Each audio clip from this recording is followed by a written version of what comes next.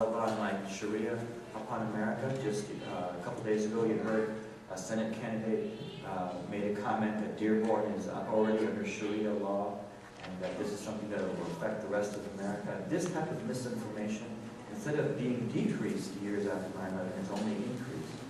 And it's not unimaginable, as we saw with a Muslim taxi driver who was attacked just days after this argument over the Lower Manhattan Islamic Center was stabbed, that some people might take things in their own hands and say, these people are a threat and they're trying to subvert our Constitution and take over our country, that we need to openly fight them. But the threat is not something just academic, it's real. What can we do to dispel the misinformation and the hatred that some have about Islam and Muslims? What we can do is several things.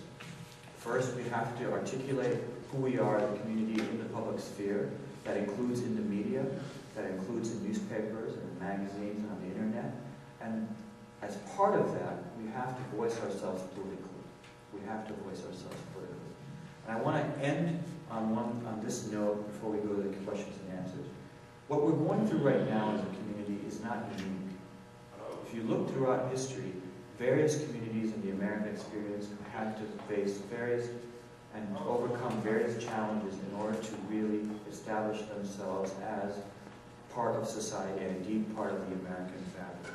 And each community has had a unique experience. Of course, African Americans were brought here, many of them Muslims were brought here as slaves, literally in chains.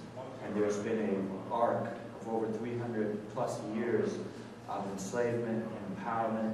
And we can argue that January 20th, 2009, there was a height where the descendant of slaves was elected as the President of the United States. And that is indeed, again, while there is things that we're concerned about, we also need to look at the positive.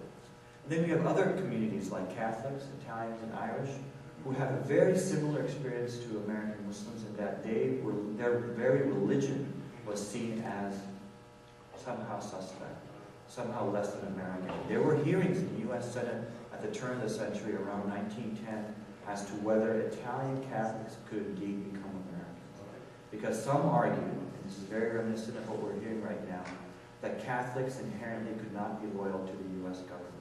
That the Catholic faith inherently was something that caused them to be loyal only to the Pope, and therefore they could not be loyal Americans. And so many politicians, the Newt Gingriches of their day, were saying, well, can we allow Italian Americans to become Americans because they have this strange religion, they live in small enclaves where they only speak Italian, they go to separate churches, Catholic churches, and indeed their very religion says they have to take an allegiance to the Pope and not to the U.S. Constitution. So there were questions, and we know the same things that were asked of Irish Catholics. There were signs in businesses that openly said Irish need not apply, that they would not allow Irish to apply for jobs. And we have similar, very reminiscent questions that were raised about Mormons. There was a ban on Mormon temples in New York. There was a ban on, believe it or not, on synagogues in New York at one time. The Jewish community has faced the same types of questions. During the 50s even, many said that Jewish people somehow cannot be loyal to the United States because they are prone to communism. And during the Cold War, many argued that Jewish people are susceptible to communism and therefore they could not be loyal American citizens. And even most recently, we saw in 2008, there were questions raised about Governor Romney and about his Mormon faith, and whether Mormons somehow could not. And I had people tell me openly that they would never vote for a Mormon to elected office because they felt that they somehow could not be loyal to the American government and the U.S. Constitution.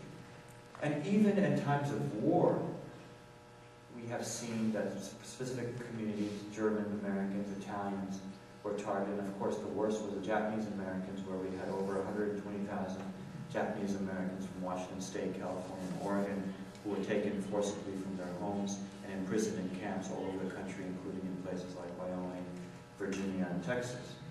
So that experience has been there. And over time, those communities have overcome prejudice, have overcome misinformation, and have proven themselves to be loyal Americans like their fellow Americans.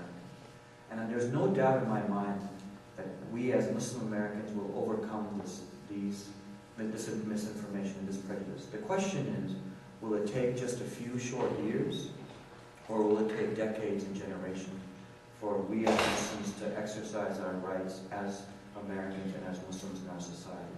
And that decision whether it is going to be a few short years or indeed it will be decades, is up to us. It's really up to us.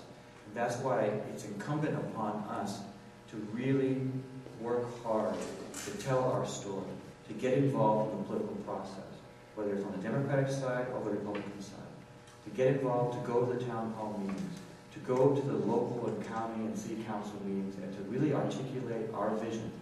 The last statistic, and I'll end on this, that was very interesting to me was that in the Time magazine story, the cover story that many of you saw about the rise of Islamic fear towards Islam and Muslims in the United States, was that over 60% of Americans said they had never met a Muslim.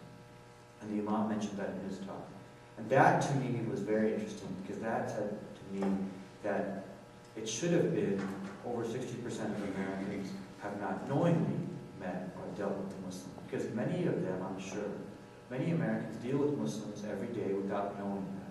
They go to a Muslim physician, they go to a Muslim business, they go to a Muslim gas station or a Muslim grocery store, they might go to a Muslim lawyer for help. They don't know that they're Muslim because they might be dealing with a Muslim as a lawyer or as a doctor or as a business owner.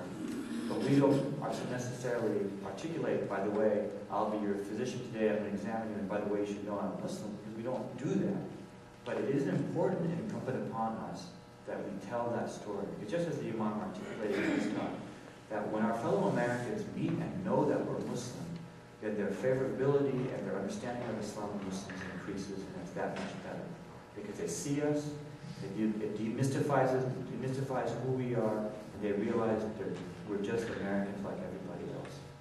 So I'm going to end on that note right there, but I can tell you again, inshallah, with faith in Allah subhanahu wa ta'ala, we have a positive story. We will continue to have a positive experience as Americans.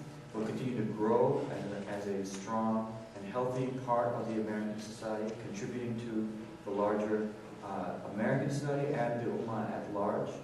But it's up to us, really, to make that story a positive one.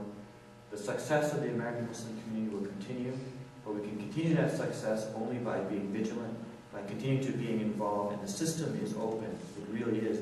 There are a small fringe who are trying to stop us, who are spreading misinformation, but inshallah, we have the haqq on our side, we have truth and justice on our side, and if we promote that truth and justice, we can prevail, not only for ourselves and our family, but for our subsequent generations, and indeed for the betterment of the American society at large.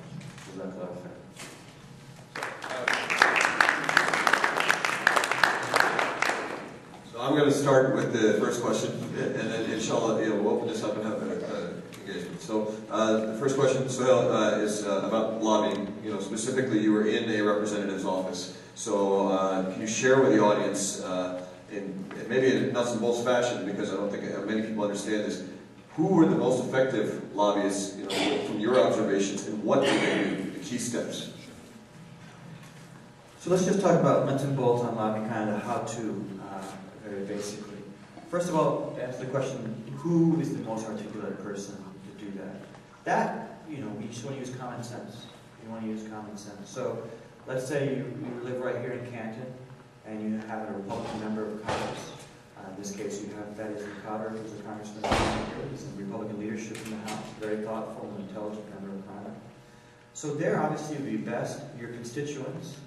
You want to go to those town hall meetings. You want to raise the questions. And just using basic common sense. First of all, when you ask a question, you want it to be a clear question. It should be a federal issue. I know Dr. Tajman in the back, I'm sure he gets a lot of federal questions as a city councilman and says, well, I'm a city councilman, what do you want me to do? So likewise, you don't want to go to the city problems to a federal congressman, or you don't want to go to, a governor with federal issues, who's a governor who deals with statewide issues. So obviously you want to, first of all, pinpoint what the issue is in your own mind, or as a community, and then you want to ask the